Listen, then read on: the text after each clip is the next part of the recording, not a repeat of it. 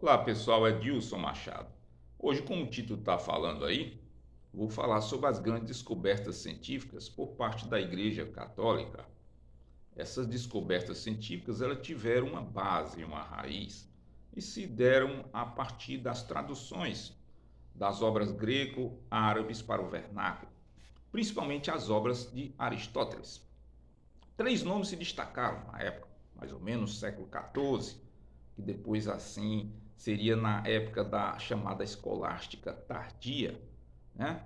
Esses nomes são Nicolau de Oresme, João Borinda e Alberto de Saxônia.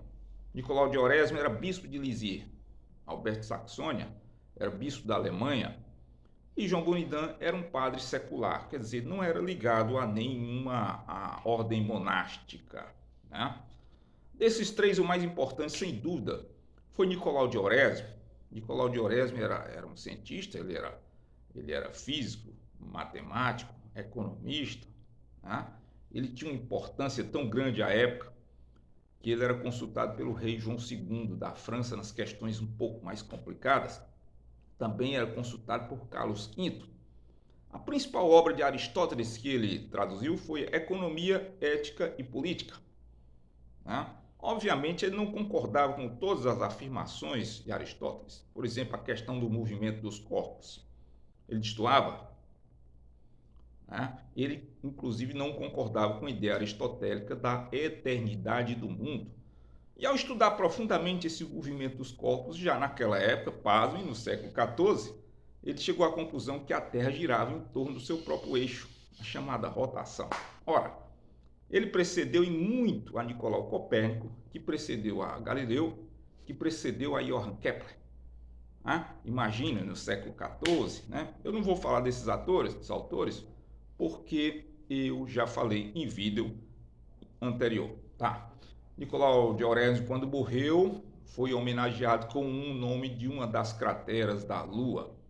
Por falar em cratera da Lua, 35 crateras da Lua têm seu nome ligados à Igreja Católica, pela contribuição científica, principalmente os jesuítas. Imagine, 35 crateras. Por falar em jesuíta, por falar em astronomia, vamos aí ao século XXI, mais ou menos no ano de 2008. A Agência Nacional Europeia lançou ao espaço os veículos de transferência automáticas. Eram aquelas naves não tripuláveis com fim de abastecimento. Todas essas naves, cada uma tiveram foi homenageado um cientista que contribuiu com a civilização ocidental. Júlio Verne, por exemplo, foi homenageado com uma, muito justamente. As obras de Júlio Verne, grande ficcionista, né? Naquela época ele escreveu 20.000 léguas submarina, era aquele submarino fantástico, né? O pessoal dizia que isso jamais se ia concretizar, e concretizou-se. Capitão Nemo, isso.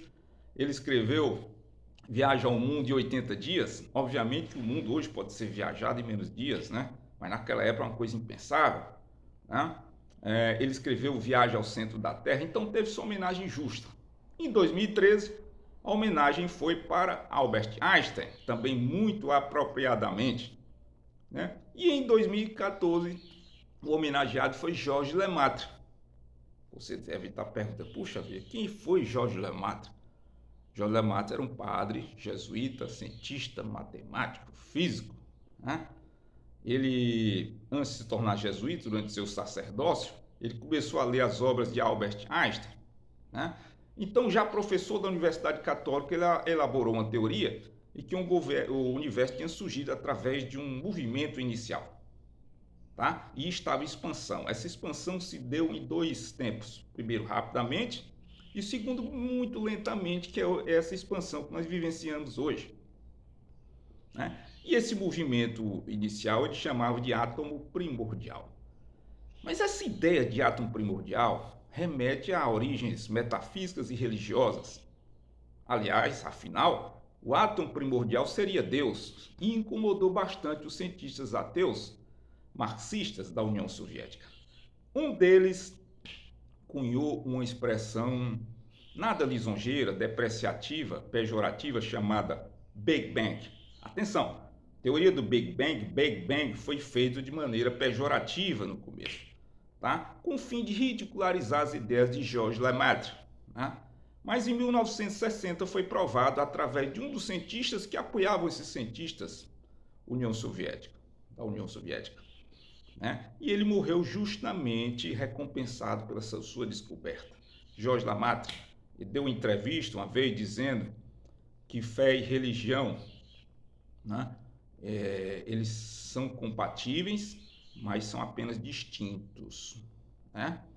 Bom, de Georges Lemaitre eu podia falar de um grande jardineiro cientista. Quem é o grande jardineiro cientista? Ora, seria Gregor Mendel, o pai da genética, né? Engraçado que o meu professor de biologia no ginasial, quando se referia a Gregor Mendel, ele dizia apenas que era um monge. Ele não dizia, por exemplo, que era um monge agustiniano e que os agustinianos são grandes naturalistas. Durante as suas experiências com ervilhas, ele fez cruzamento de ervilhas verdes e amarelas, rugosas e lisas, né? E ele percebeu que algumas características dessas sementes verdes rugosas apareciam na terceira geração. Ele chamou isso de partículas recessivas. Essas partículas seriam hoje o quê? Os genes, né? Ele descobriu a genética, era o pai da genética, né? Obviamente que ele não tinha a menor assim, ideia do que seria DNA ou de que seria aí a formação de gametas, né? Mas ele descobriu a genética, é o pai da genética. Mais uma vez foi incomodado pelos cientistas marxistas soviéticos. Afinal, não batia com as ideias materialistas, com a ideia da teoria de Darwin.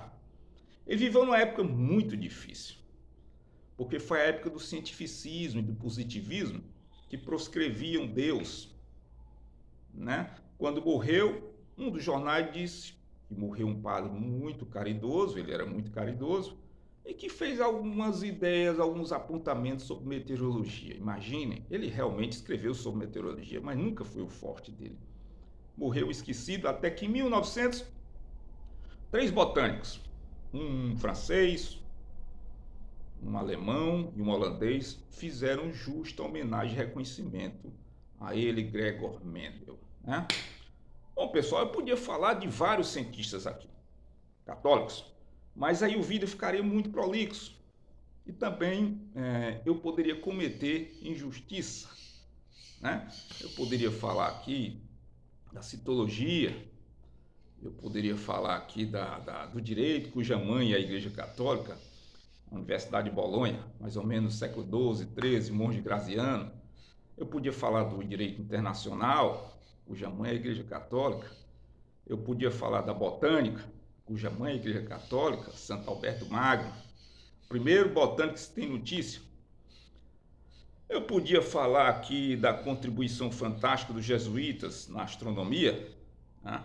Aliás, no século XIX, existia um ditado na França, um provérbio, isso para os governantes, que diziam assim: é melhor abrir um colégio jesuíta do que abrir pontes e estradas.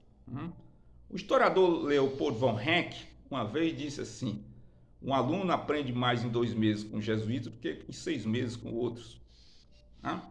Tal a importância dos jesuítas. Eu poderia falar aqui da geologia, cuja mãe é a Igreja Católica, Padre Nicolau Stênio. Eu podia falar da sismologia, que é conhecido hoje como ciência jesuítica, tal a contribuição fantástica dos jesuítas, né? Eu podia falar aqui sobre o liberalismo econômico, cujos primeiros estudos foi da parte da Igreja Católica, remetendo aí a João Buridan, século XIV. Ele dizia que o dinheiro não é fruto da intervenção estatal, é fruto das relações espontâneas. Ora, se Milton Friedman dissesse isso aí, não era nada novidade. Hayek também, von Mises, né? Hayek ganhou o Prêmio Nobel de Economia, mas ele disse aí no século XIV, imagina a visão. Poderia falar do valor subjetivo, que a primeira vez foi a Igreja Católica que estudou. Quem é que vale mais? 1 quilo de ouro ou um espiga de milho? Obviamente é 1 quilo de ouro, né? Mas em situação de fome extrema, quem vale mais é uma espiga de milho, valor subjetivo que deu origem às ideias liberais em economia. Eu poderia falar da escola austríaca de economia. A escola austríaca de economia nasceu na Áustria? Nasceu e não nasceu. As primeiras ideias, o pontapé inicial foi a Universidade de Salamanca, na Espanha, os padres católicos. Mas essas ideias migraram lá para a Áustria, porque na época havia um grande intercâmbio entre esses dois reinos. Karl Menger foi o criador da escola austríaca? Foi e não foi. O pontapé inicial veio por padres católicos lá da Universidade de Salamanca. Pessoal, todas essas invenções da Igreja Católica, essas contribuições, vieram para provar Deus à luz da razão. Santo Agostinho, por exemplo, dizia assim: a fé nunca é sem razão, pois a razão que deve dizer a quem devemos crer. Né? Por exemplo, para terminar também, o grande cardeal Newman, uma vez ele falou bem mais complexo. Ele falou que quando nós somos jovens, nós se achamos donos de si, mas não percebemos que nós não temos jurisdição sobre nós. Quem tem jurisdição é Deus. E a partir do momento que nós envelhecemos, as paixões diminuem a sensibilidade, a fantasia, e essas coisas ofuscam a razão. Então chega um momento que a razão aparece translúcida, nítida, visível. Aparecendo a razão, surge Deus em todo o seu esplendor. Preste atenção nisso e obrigado a vocês.